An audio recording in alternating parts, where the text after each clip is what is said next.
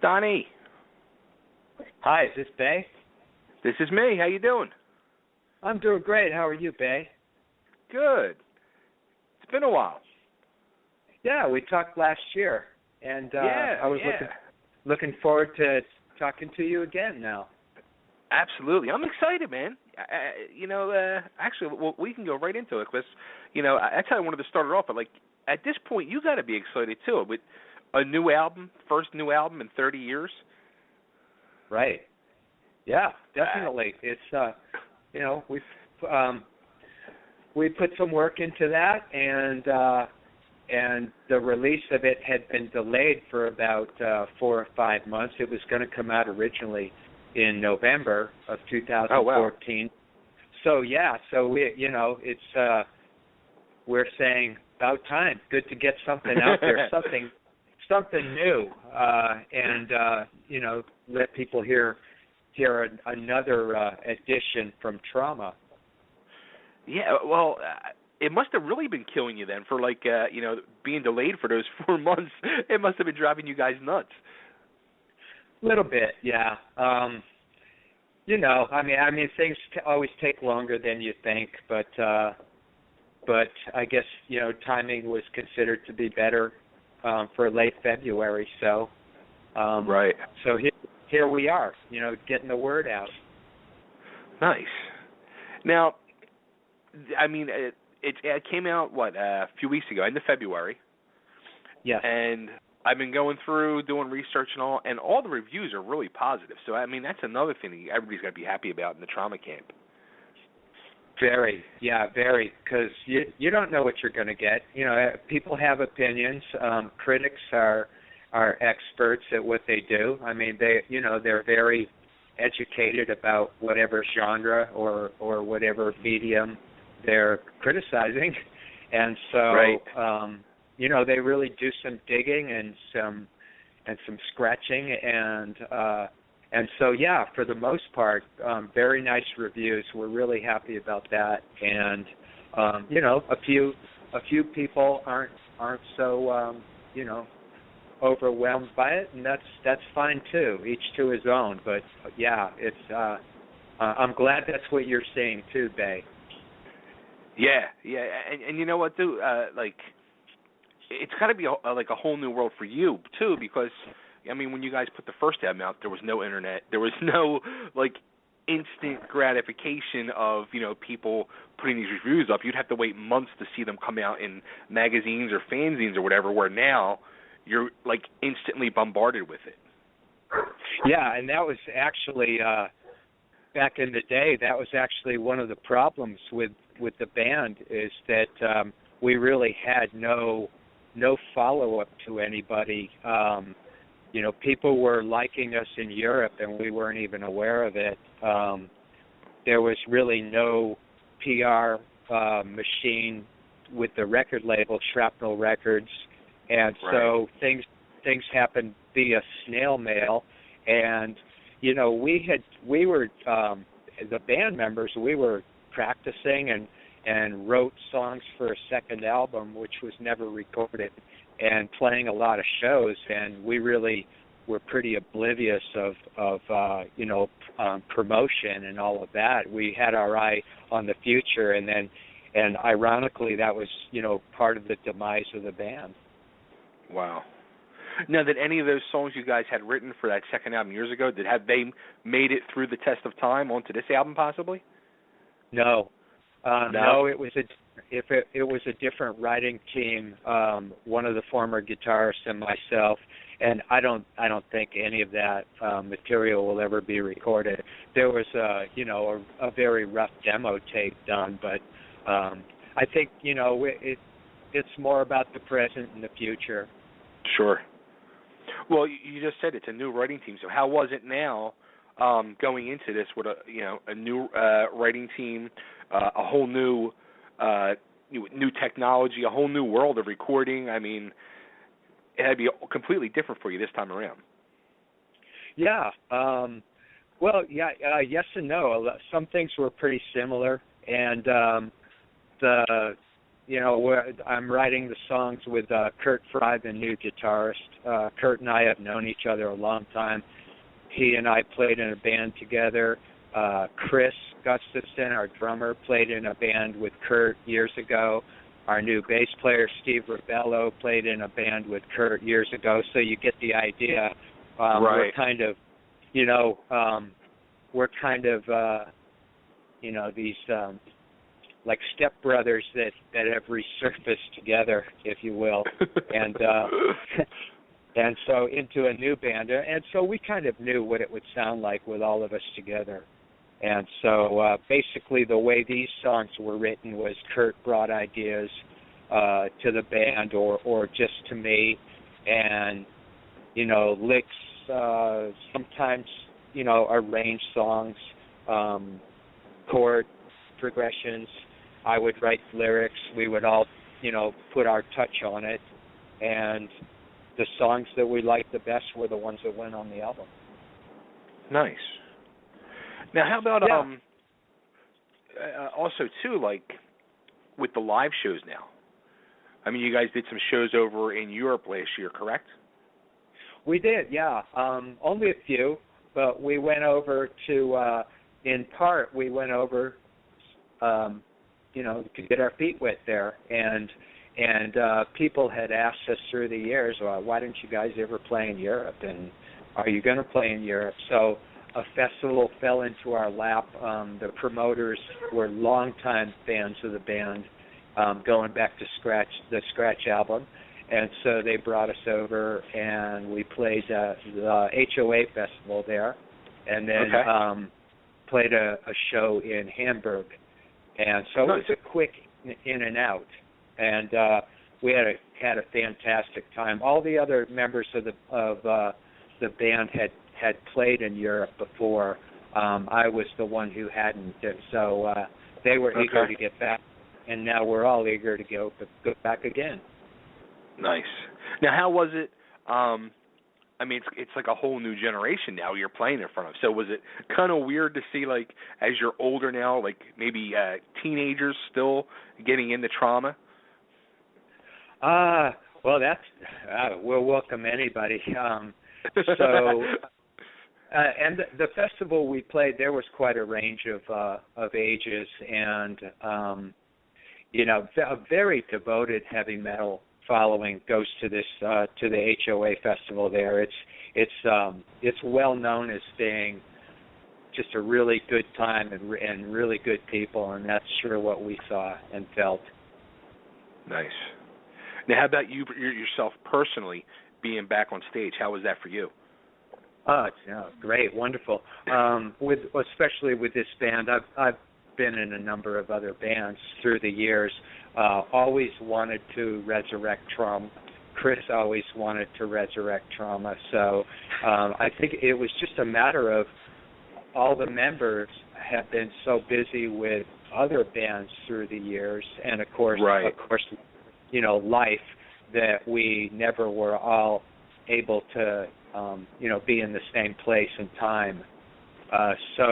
But being back on stage with Trauma, fantastic. It's a powerful band. It starts with Chris. He's a hard-hitting drummer, and it's fun. It's just a lot of fun to play with these guys. That's great. That's awesome.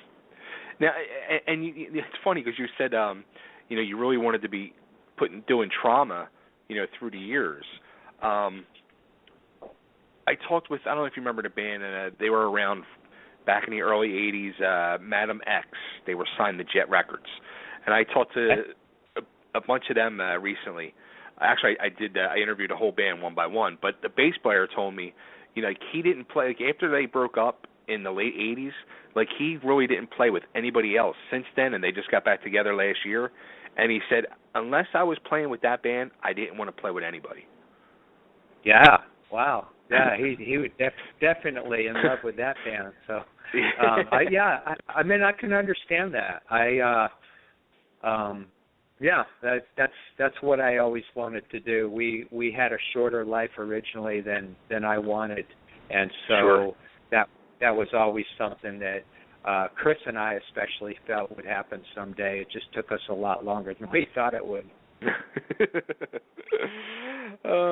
Now, actually, the last time we talked, you guys were still trying to get a label to put the album out for you. Mm-hmm. And you guys ended up signing with Pure Steel, which is out of Germany. Yes. Yeah, Pure Steel. We did, and they're definitely a heavy metal label. Germany is, the thick of things, and we really like our relationship with them. They, we think they did a really good job on the packaging, which I have not yet held in my hand. I guess some promo copies just arrived a couple days ago, but they printed out all the lyrics. They hired an artist to do the artwork. They sent the album to be mastered to, in their opinion, one of the best mastering engineers in Germany, and they really were very focused on wanting the album to sound good, and they have just shown us in a lot of ways that they're very happy to have us on their label. Nice. Another good thing about Pure Steel is they have worldwide distribution, and cool. And with Soul Food distribution, and they work it. So it's been a really good relationship. Good. That was going to be my next question. How is that going to affect the sale of it in the States here? I believe they have distribution here. Like I said, Soul Food is international, worldwide, and I know the album's already on Amazon in different countries, iTunes. Nice. All the usual suspects, I've noted that there's page after page of outlets where the album can be obtained. Absolutely. Now I also saw too. Actually, I just saw it earlier that there's going to be a limited release of vinyl copies as well. Right. Yeah. I'm not sure when that's going to happen, but yeah, I was told that also. That's awesome. I think it's end of April. Okay, and I think Pure Steel is doing that with all their releases now because there's that much interest, from audiophiles going back to vinyl. I wish we hadn't gotten rid of our turntables, so maybe we'll be buying one in the future because it's a very cool thing, to put that vinyl on a turntable and hear that warm sound. They got USB ones now. You just plug it right into your computer and away you go. It's crazy. Okay, all right. You know what? Yeah, that's right. I did know that. So it just shows you how much attention I've paid to turntables. But yeah, that's right. That's a good way to go. Yeah, I do miss vinyl. I was just going through my pile of vinyl the other day to see if I had an old record. I ended up selling it. I was like, oh man. I went through a little phase back about 5 years ago where I just started unloading some of the vinyl. Now I'm like kicking myself in the ass, of course. Right. That's like giving away baseball cards, Yeah. So I know exactly what you're talking about. I don't have any albums left, so. Oh man. Yeah, it's crazy. It amazes me when I walk through a Target and I see like a couple racks of vinyl now. I'm just like, really? Like, what's happening here? Yeah. The first time you see it, you think you're in a time warp or something. All of a sudden, it's back. Even to hold it, to pick it up and hold it, it's like, wow, oh my God, like this just doesn't feel right. I guess I'll have to go to a Walmart or a Target and re-experience that. All right, so actually the first single is out. The video is out. When I Die, it's called. Awesome song. I'm loving it. Oh, great. I'm glad to hear that. Yeah, that turned out pretty well. It was really easy to do. The the director is also a guitarist. His name's Tommy Mary, and he's a long-time friend of our bass player Steve Rebellos. And Tommy is doing a lot of films now and a few videos, and it was just, a fun day. I mean, he knew what he wanted it to look like. Things went really smoothly. We had a good time, and we're really happy with the way it turned out.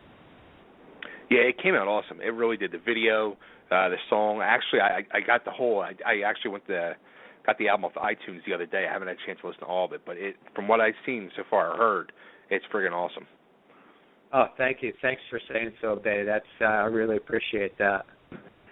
Yeah, I mean, as soon as I heard that riff to When I Die, I was like, oh yeah, this is it. I'm in. I'm good. Yeah, I know. That the way Kurt starts it with that rhythm guitar, it's just it pushes, and then and then of course the band comes in full force. But yeah, I love that song. That's awesome. Now, was that the first actual official video you guys made? Yes. Yep. Wow.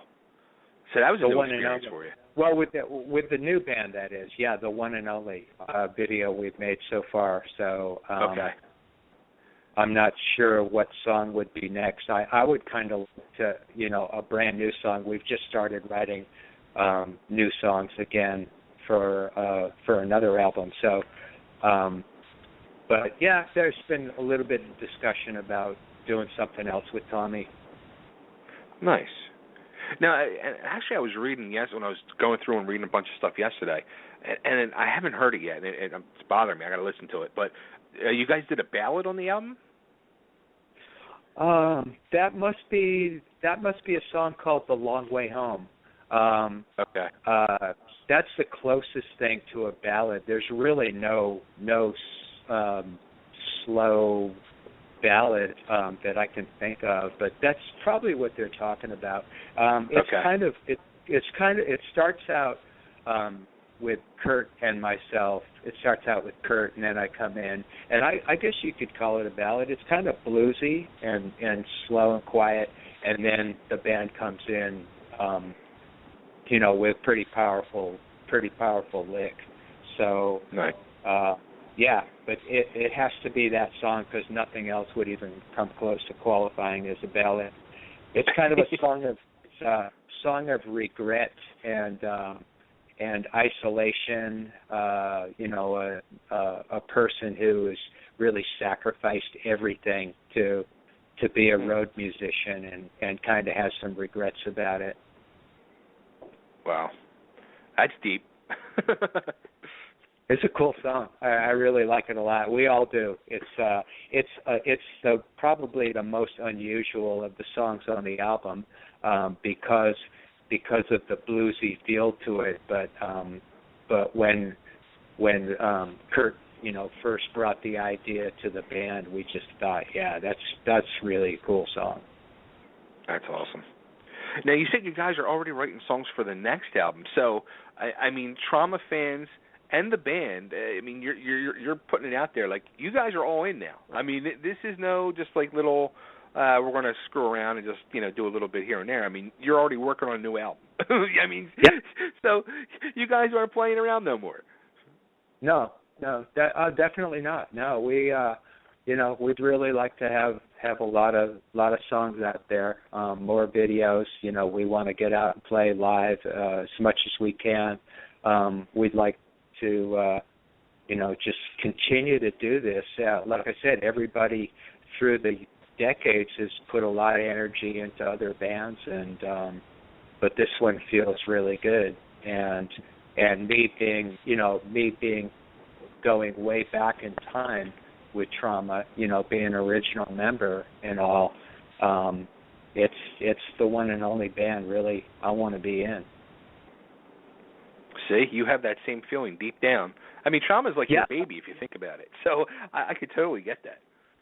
Yeah, no, that's why I was agreeing with you talking about Madam X, how I think the bass player, you said how he felt that way about it.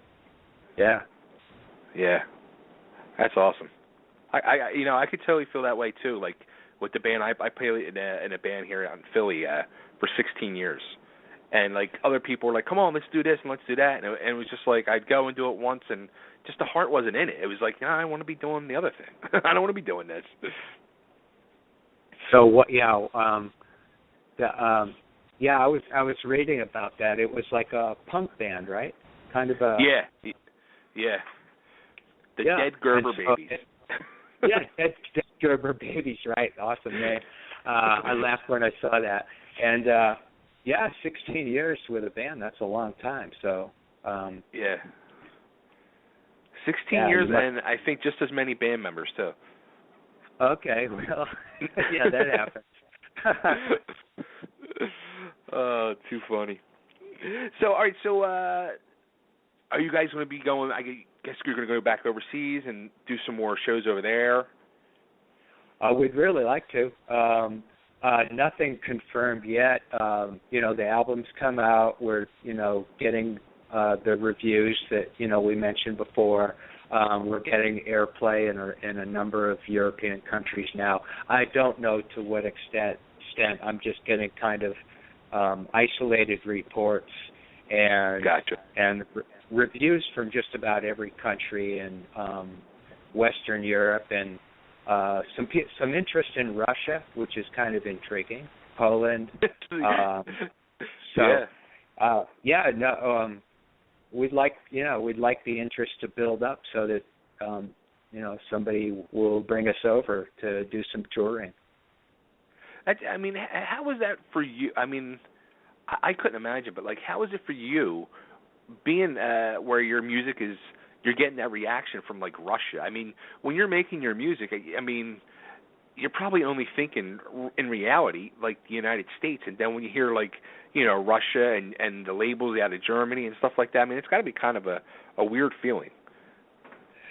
It's really exciting. I guess according to Chris, that there was a review or somebody reached out from Korea, and that was like, wow, Korea, that is really cool.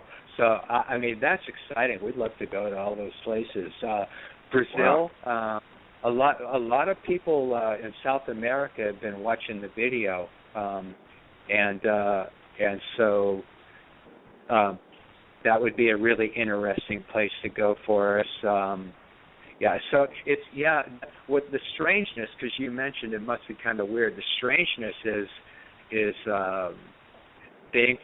being a band from Northern California, where there aren't a lot of places to play, and the scene is, more oriented toward raves and hip hop and right. country music and pop. There's not really that strong a metal scene here, and knowing that in Germany and Europe, Russia, that's where the real hotbed of metal is, and so that's kind of an interesting thing to us. And you know what? It's not just even Northern California; it's the whole country. How it really Philadelphia? Yeah. Okay. As much as I love my city, it's kind of dead. It's kind of dead. Yeah. I mean, there's some clubs it's a shame because there's a club here. It's called J.C. Dobbs. It's been around for years. I mean, Nirvana played there before they hit it big. Pearl Jam, like all types of bands have played there through the years, and they're bringing a lot of name bands through like every week now, and like metal and hard rock stuff and all. But the thing that sucks about it is the club itself. The stage is so small. Like if you're a 3-piece, you can barely fit on there.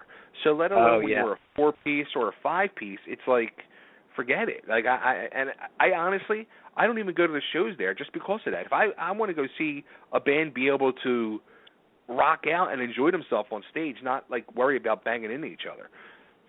Yeah. I'll bet. You said they're bringing in road acts, national acts. they probably come in, they're used to playing some pretty nice venues. They probably come in and go, oh. Yeah. Yeah, exactly. I mean, I say that. When I see, like, these acts are playing, I'm just like, oh. So, it's a shame. Yeah, sorry, you guys. It's going to be one of those nights, So yeah. I guess, I guess as long as the crowd loves it, it's all worth it for sure. But yeah, I mean, I get what you're saying, and yeah, that's too bad. We have some friends in the New York area, and actually played a couple of those two German shows with them. They were on the festival, and then we played in Hamburg with them. And I think New York area, it might be still a pretty good scene from what they're saying. Good. Yeah, we're talking to a promoter about going there, and it's just at the talking stage right now. But we would be excited about going there and playing, New York, New Jersey, maybe Connecticut. Yeah, if that happens, I'll definitely be trying to reach out and see if we can get down to Philly because, I figured the Northeast was still a good scene. Yeah, like New York and North Jersey has a really good scene, some cool clubs. Yeah. There's a cool club, I've never actually been there, but from all the pictures I've seen, and I know the guy that like books the bands there, and he brings some national acts in from time to time, and their stage is like great size. The club's a real nice size, and I mean it's pretty. Like I've heard all positive things about the club, so I mean I would say to go there, and it's in Delaware, which it's not Philly, but Delaware. It's 20 minutes away from Center City, Philly, basically. Yeah. So there is some places out there, but it's Philly's weird. Philly is weird. Yeah, I'm guessing that might be the best part of the country, the Northeast right now for metal. Maybe around Chicago is really good too, but I would bet it's the attitude, right? It's metal. Yep. The thing but how about like it's weird too, like from what I see, and being that you have been over to Europe for those few shows, I mean you probably saw where the younger generation is also very supportive now, to where in the States that they're not as supportive of the music scene as back in the day. Right. No, I noticed that. Years ago, when I heard the neighborhood kids listening to hip hop, and so right then I was like, oh, they're not listening to rock.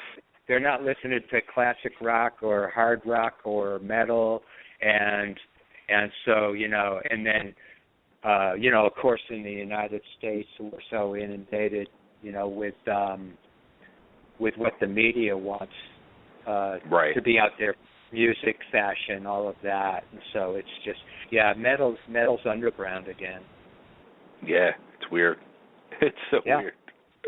But I that just makes people in that business just appreciate their fans that much more. Like, wow, you guys are really devoted. You are really, we are, part of something where, we have that bond.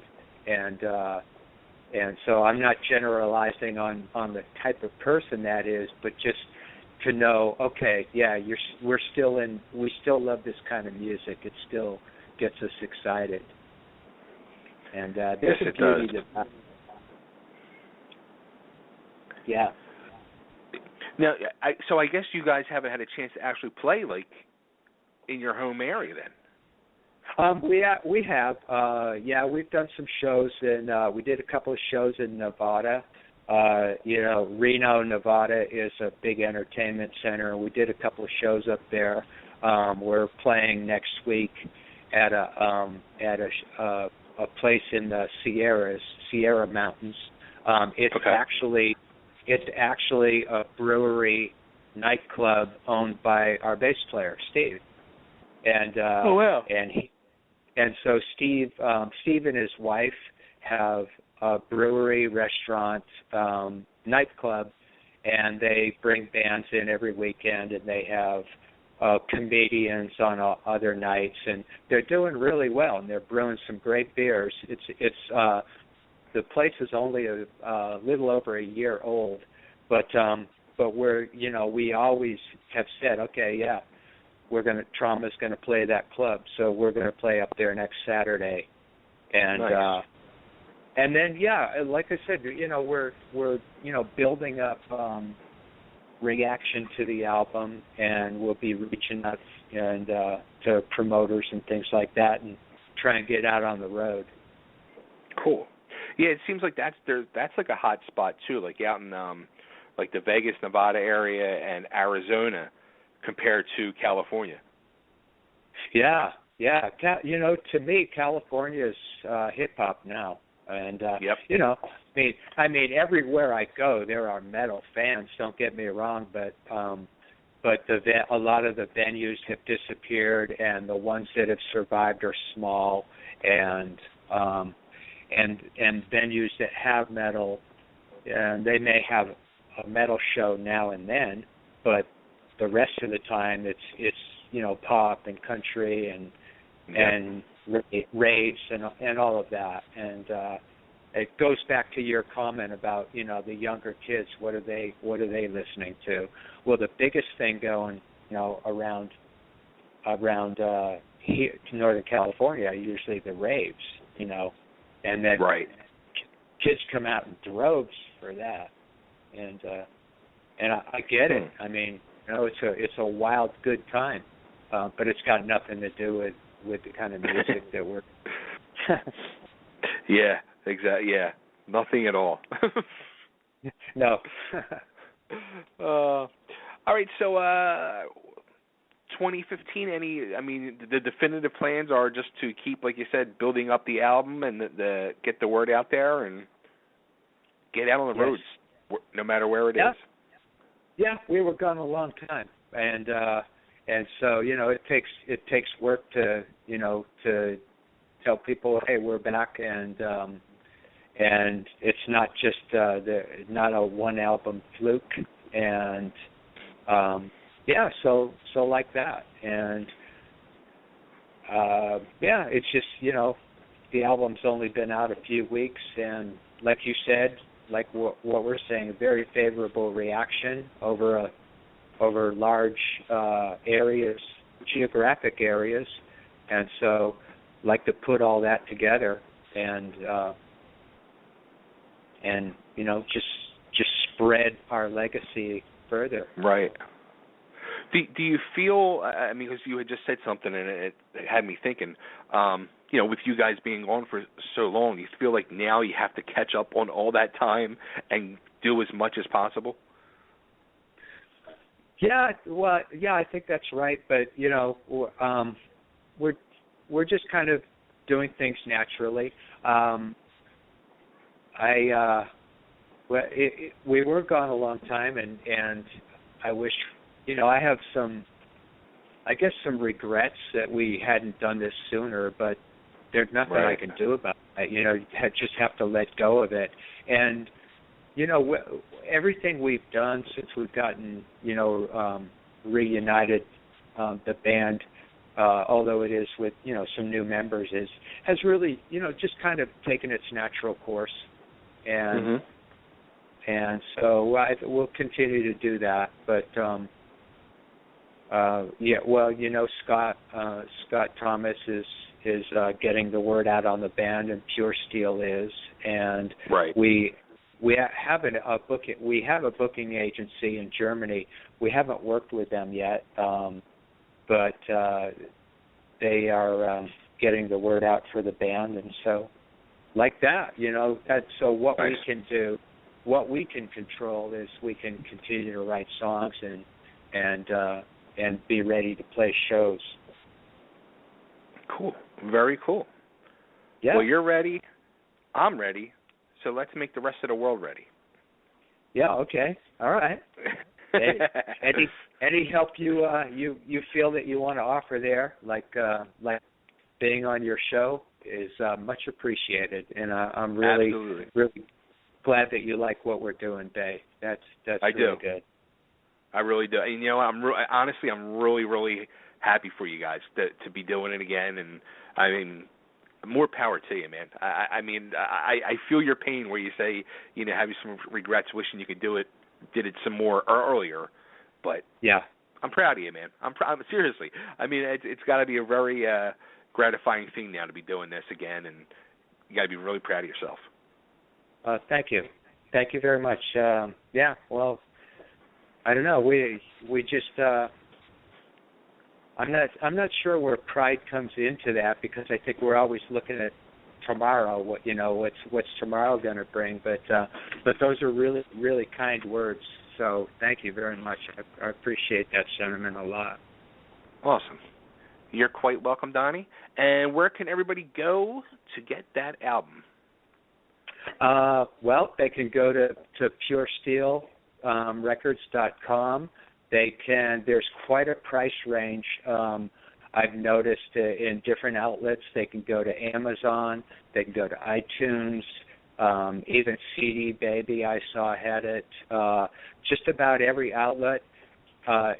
Go to Google and type in Trauma, Rapture, and Wrath, and there will be like page after page of places you can get the album. And once again, that is the name of the new album, Rapture and Wrath. Very good.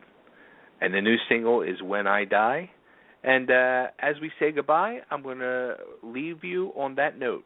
I'm going to play that single for you. Perfect. And for everybody else. So, Donny, I want to thank you again for calling in. The door's always open for you guys. You know that. We love you guys. We love Trauma. And, let's spread the word and let's show everybody When I Die. Thank you so much, Bay. And thanks to all the listeners at Totally Driven Radio. Thanks, Donny. Take care, and hope to be talking again soon. I hope to meet you face to face, Bay. I hope so, too. I hope you guys get out here to the Philadelphia area. We'll be in touch. Cool. Thanks, Donny. Take care, man. Take care. Enjoy your show. Thanks. All right, everybody, there he goes, the one and only Donny Hillier of the band Trauma. And like I said, here is the new single off the new album. This is the single called When I Die. Turn it up.